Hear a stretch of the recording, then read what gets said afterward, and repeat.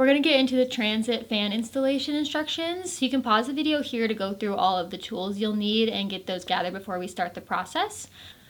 Once you have all of your tools gathered, we're going to move into the different parts that you'll need to do the actual fan install. So in your fan kit, you're going to have 2 tubes of adhesive and sealant, and then you'll also have your main fan unit, a exterior trim ring, an interior trim ring, and then your main fan bezel. We're going to start with the exterior trim ring and then the main fan bezel up on the roof of the van. For placement in the transit long that you see here, your forward fan location is going to be in the second ceiling bay, and the 14-inch cutout is going to start against the aft flange in that bay. You'll see in a second that we just use the interior or the exterior ring to get placement and mark our 4 corners of the hole. Your aft ceiling fan in the transit long is going to be in the 4th ceiling bay, and this bay is actually just big enough to fit a fan, so your hole is going to butt up right against the forward and the aft flange in that bay. For the transit extended, the forward fan is in the same location as the long, so in that 2nd ceiling bay against the aft flange, and then your second or aft fan is going to be in your 6th ceiling bay, and this hole starts against your forward flange of that rib in that bay. Once you have the bay and the forward and aft location of the fan, you want to make sure that your hole cutout is centered. So there's a couple ways you can do this. If you've already marked your true center for your ceiling bracers, you can mark the center on your fan shroud and use that to line up with the line you made in the van. Alternatively, there's corrugations on either side that you can kind of use as a centering tool and line up the sides of the shroud with those corrugations in the ceiling. You have a little bit of play in the opening of your ceiling panel, so this doesn't have to be 100% exact, but you do want to get it as close to center as possible. When you have your shroud in place in your respective ceiling bay, you can go ahead and use a Sharpie or some other pen to mark the 4 corners inside the shroud that you're using for placement. This will give you the lines that you're going to use later on to drill out your starting holes. So once you've marked the 4 corners, you can go ahead and use a punch, basically like a 1/4 of an inch inside those corner marks you just made. This is going to give our drill bit a good place to start to cut your starting holes. Once you've made your punch marks, you can use either a small drill bit to start or go right in with a step bit, and you're going to open up those holes just overlapping the lines you made in the 4 corners using the shroud. This is going to make sure that your hole is that 14-inch square. You just want to make sure that your holes that you're drilling with the step bit are big enough to fit the blade of a jigsaw, so about a 1/2 inch or so. After you have the 4 holes drilled in each corner, we're going to move on to the roof of the van. You can see here that our installer is on a platform. It's a really good idea, especially in the transits, to have a platform that spans the roof of the van. The actual ceiling is not very strong and isn't going to support your full weight, and you'll end up denting the metal of the roof. So it's a good idea to have like a plywood platform or something that's going to distribute your weight evenly across the roof while you're working up there. Next, we're going to take some tape and line it up on the outer edges of those holes that we drilled. This is going to give us the side-to-side lines for the fan cutout and give us a guide to cut along with our jigsaw. After you have all the tape secured, you want to make sure too that your tape is wide enough that it's going to extend past the guide of the jigsaw. This will keep you from scratching the paint of the van. But now you can just connect each corner, so each of those holes that we pre-drilled from inside. There's a couple ways you want to make sure that you catch the metal cutout. There's a couple ways that you can do that. Here our installer is using some tape so that when it drops down, it'll just kind of fold against the tape and hang. If you have somebody working with you, they can catch it from the inside too. Obviously, you want to be careful of the blade coming through and that their hands are free of that. But yeah, just not letting it crash down into the inside of the van is a good idea because that can cause some pretty serious damage. After you have your full section cut out, we're going to go ahead and remove that tape that we put in place. And it's a good idea at this point to test fit your shroud to make sure that your hole is big enough. After your hole is cut, you can go through and we're using a special kind of bit, a flapper wheel here to sand, but you can use a metal file or some sandpaper or a deburring tool to make sure that your edges are nice and clean. You just want to get rid of any larger metal shards, as this will, 1, be sharp, and 2, can interfere with the screws coming through the sheet metal of the van. So after everything is nice and clean, we can go ahead and put in our shroud. This is, again, really good idea to test fit because sometimes you do have to open up that hole a little bit to get everything to fit nicely. You want to make sure that your fit's not too tight that it's warping the shroud of the fan, because you want to make sure it's that nice perfect 14-inch square. If everything is fitting nicely, go ahead and you want to put down your PVC kind of placement ring first. This is going to account for those corrugations in the ceiling of the van and allow everything to sit flush. So you want to put that down first, and then your Max Air shroud. The metal clips on this shroud face the outer sides of the van. This is important that you have this in the right orientation at this step. When everything is in place, you're going to go ahead and pre-drill the middle, forward, and aft holes on your shroud here. This is going to allow us to get placement and pre-drill the rest of the holes and make sure that everything is easy to line back up later on. Once you have those 2 holes pre-drilled, go ahead and sink 2 of the screws into those holes.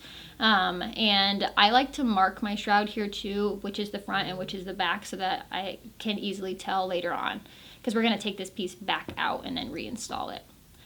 After those 2 screws are in, you can go back through and pre-drill all of the rest of the holes. You do not need to put screws into the rest of the holes at this point. We're just pre-drilling. When you've done your pre-drills, kind of just at this point when you have your shroud set in place, you can go ahead and add some tape around the perimeter of your fan ring. This is kind of up to you, the distance you want to go. Anywhere between like a ½ inch and an inch is great. You just want to make sure that you have some sheet metal of the van exposed on the exterior of those rings so that we can get a nice seal around the outside.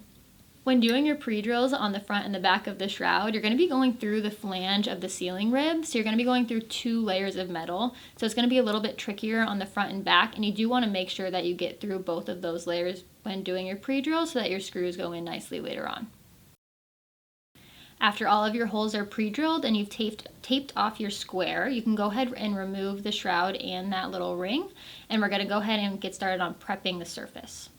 So you're going to want to sand all points of contact where we're going to have adhesive. We're using, again, a little like sanding wheel or a metal brush wheel here to rough up the surface. If you have this, that's great. You can also use a Brillo pad or sandpaper instead. Anything that's going to give us a little bit of abrasion along all the edges just to help the adhesive stick a little better. After you've gone over your trim ring and your shroud, as well as the van roof itself with either a little sandpaper or Brillo pad, and it's nice and roughed up, take some acetone or another cleaner and make sure and wipe everything down really well. You don't want any residue of paint or plastic or anything in there that could affect the adhesive curing to any of the surfaces. After you have everything nice and clean from any debris, we're going to go ahead and put some rust prevention on the interior cutout where we made our hole in the sheet metal. This is just going to make sure that we're not going to have any rust over time or any issues if any moisture does get in there.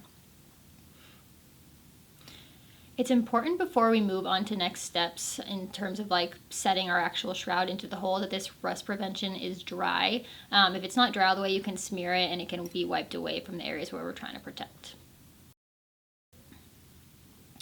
After everything's dry and prepped, we can move on to taping a little bit more in the actual gluing process. So we're going to put that PVC ring in place and make sure it's lined up nicely on the inside of your fan cutout. And we're going to tape around the edges of this. This is going to keep our adhesive from squeezing out too far onto the sheet metal of the van, because we want our sealant to live there, not the adhesive. So you can see here our installer is making a really careful line to just follow the edge of that ring. This doesn't have to be exact, but you do want to get it as close as possible just to make sure that our end result is as clean as we can get it. We add a little bit of tape even in the corners where the ring is curved. This is a good idea. It's not 100% necessary, but you'll see later on that if you don't do this, some of that adhesive can squeeze out and it can mix with the sealant, which can make things a little bit messy. So it is a good idea to get as close to that ring as possible. After you have your tape down and everything is pressed down nicely into place, we're going to use the Manis Bond, which is your adhesive. So we're first going to apply a couple beads around the underside of your fan ring. So this is the corrugated side of the ring, or you can line it up with the corrugations of the roof and make sure you've got it right way down. You want to make sure it's a nice consistent bead around the outside. We do 2 just in case, and we've cut about a 1/4 inch opening in the tip of the tube. After you have 2 full beads along the underside of your fan ring, you can go ahead and put it in place. Again, be sure that you're setting it down in the right orientation. You don't want to pick it up and move it after you've set it down to make sure that you have a consistent seal around the edge. Once your ring is down, you can go ahead and do the same process with your fan shroud. This is, because we have a couple layers here, we're going to end up with a couple layers of adhesive, but same thing, 2 beads around the exterior, and just make sure you have a continuous bead going all the way around. After you've applied your adhesive to your fan shroud, we can go ahead and put it in place. Again, make sure that your clips are facing the sides of the van, and if you made a mark noting the front and the back for those pre-drills that we did, make sure that you have that orientation correct as well. This will make sure that our pre-drills all line up nicely and that when we go to put our screws in, you don't have any problems. Once your shroud is in place, go ahead and replace your screws. Start with those front and back screws that we used as our starting points, and then go ahead and place all the other ones. Your pre-drill should be lined up, so they should go right into the sheet metal. When placing your screws in the shroud through both rings, you want to make sure that it cinches everything together, but you don't want to over torque it, so make sure that your drill is on a low setting for this. If you over torque it, you can crack that shroud, which will cause leaking and stuff later on. So just go slow, and you just want to make sure that you tighten it just until you see that adhesive squish out around all sides.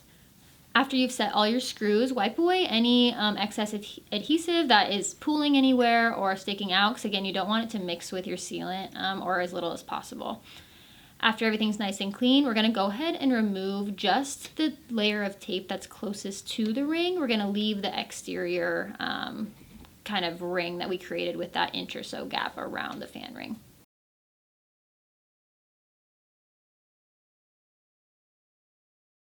When you've removed that first layer of tape, we're going to go ahead and move on to our sealant. This is going to be a Sikaflex product. This is a semi-self-leveling sealant, so we are going to end up smoothing it out with a paper towel when we're all done, just to make sure everything looks as nice as possible.